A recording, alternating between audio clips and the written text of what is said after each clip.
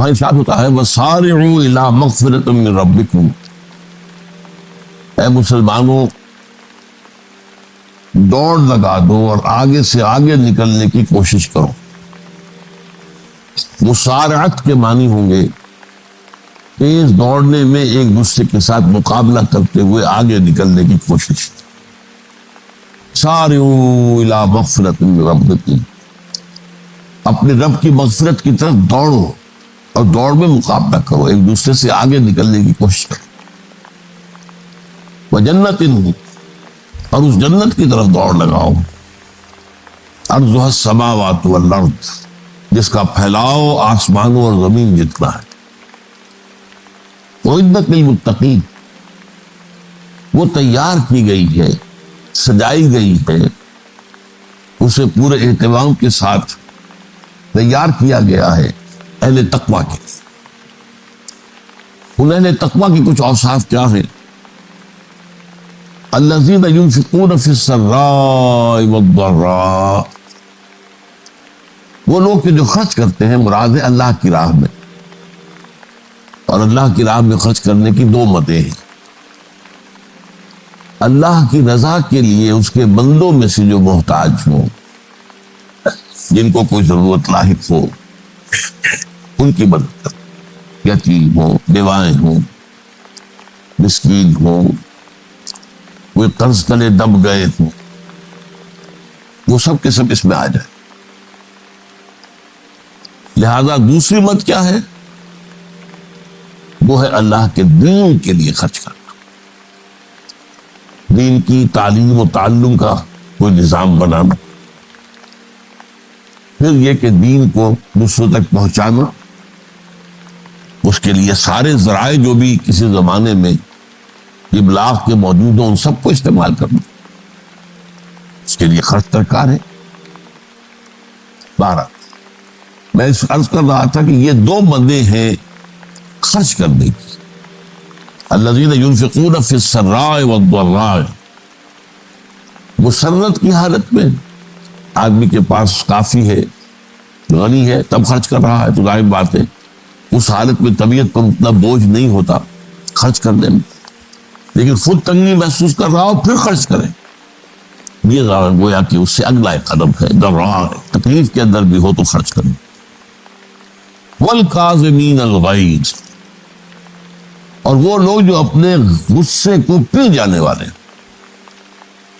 والعافین عن الناس، اور غصہ ظاہر بات ہے آتا ہے کسی شخص کی کسی غلطی پر، کسی خطا پر، یا وہ اس نے آپ کے ساتھ کوئی زیادتی کی ہے، تبھی تو غصہ آئے گا۔ لہذا غصے کو تو پی جاؤ اور لوگوں کو معاف کرو۔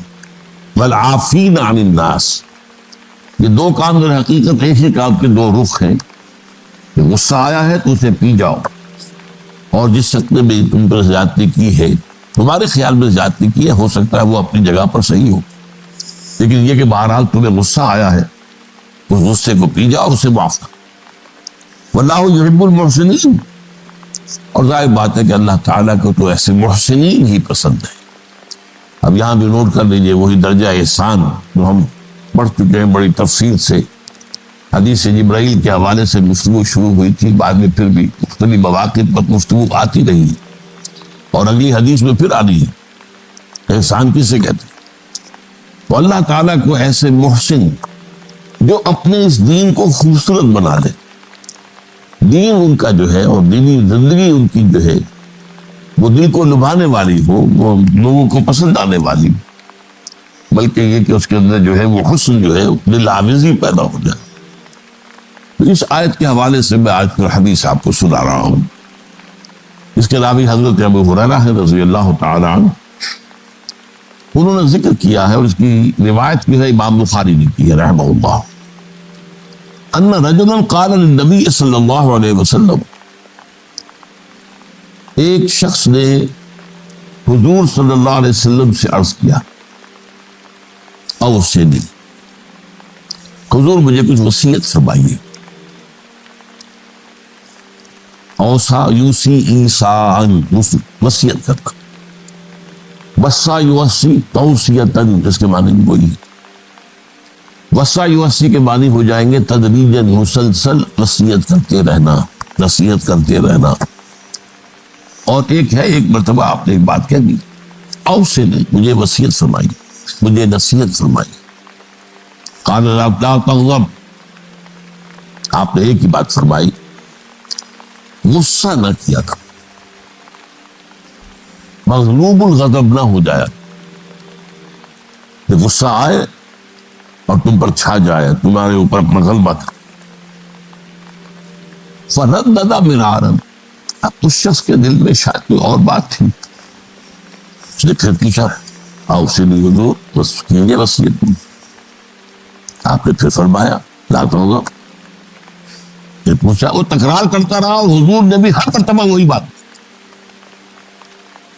اب اس سے اندازہ ہو جاتا ہے کہ یہ اس بات کتنی اہم ہے۔ تب پہلی بات تو میں آپ کو یہ بتا دوں کہ غصہ آ جانا کوئی غیر فطری بات نہیں، غصہ اللہ تعالیٰ نے انسان میں رکھا ہوا ہے۔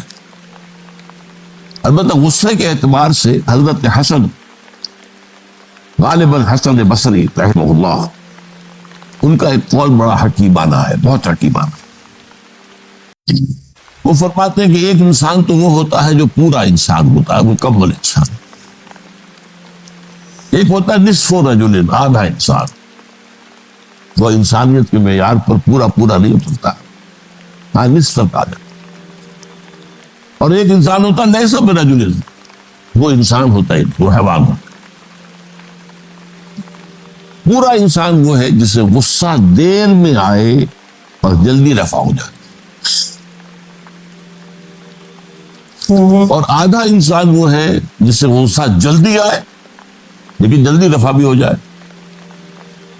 یا دیر میں آئے تو دیر میں رفع ہو، یہ دونوں برابر ہو جائیں گے۔ جلدی غصہ آیا جلدی ختم بھی ہو گئے، دیر میں آیا دیر لگا دی جانے میں بھی۔ اور جو شخص سرے سے انسانیت کا مستحق ہی نہیں کہ اسے انسان مانا جائے، انہیں غصہ جلدی آ جائے اور دیر میں جائے، وہ اصل میں پھر انسان نہیں، وہ اخلاقی اعتبار سے پورا انسان کہلانے کا مستحق ہے۔ تو غضب کے اعتبار سے یہ تین درجے جو ہے وہ سامنے رہتے ہیں۔ پھر مزاجوں کی بات بھی ہوتی ہے، اللہ تعالیٰ نے مختلف مزاج بنائے ہیں، بعض طبائع کے اندر جمال کا عنصر زیادہ، جمالی شخصیت، خوبصورت شخصیت، طبعا بعض جلالی مزاج کے لوگ ہوتے ہیں، یہ ہمارے بزرگوں میں بھی ہوتا ہے، دیندار لوگوں میں بھی ہوتا ہے، یہاں تک کہ نبیوں میں بھی۔ حضرت موسیٰ علیہ السلام جلالی طبیعت کے آدمی،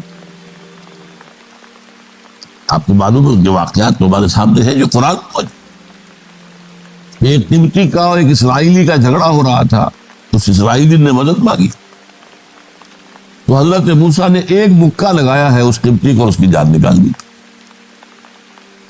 تو ان کے غضب کا، ان کی جلالی طبیعت کا یہ حال۔